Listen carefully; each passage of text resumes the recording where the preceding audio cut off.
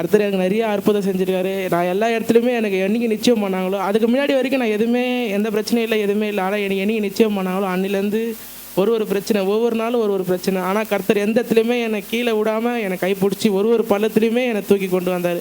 நான் ஒரு நாள் ஹாஸ்பிட்டலுக்கு போயிட்டு அடுத்த நாள் சரி நார்மலாக இருக்குன்னு சொல்லிட்டு வீட்டுக்கு வரேன். அடுத்த நாள் இன்னொரு பிரச்சனை, அடுத்த நாள் இன்னொரு பிரச்சனை, அப்படியே ஃபேமிலி பிரச்சனை. ரொம்ப கஷ்டமாக இருந்துச்சு. நான் ஒவ்வொரு நாளும் ஏசப்பா என்ன ஏசப்பா இந்தமாரி. ஆனால் இருந்தாலும் நான் ஜோம் பண்ணேன், ஏசப்பா எந்த இடத்துலையும் என்னை கைவிடாமல் என்னை தூக்கினே வந்துடுறீங்க, எந்த பள்ளத்துலையும் நான் விழுவல கீழே, நீங்கள் என்னை தாங்கி கொண்டே வந்துடுறீங்க அப்படின்னு சொல்லிட்டு ரொம்ப ஜோம் பண்ணேன். கல்யாணம் கிட்ட நெருங்குற வரைக்கும், கல்யாணம் அன்றைக்கி கூட எங்களுக்கு பிரச்சனை தான்.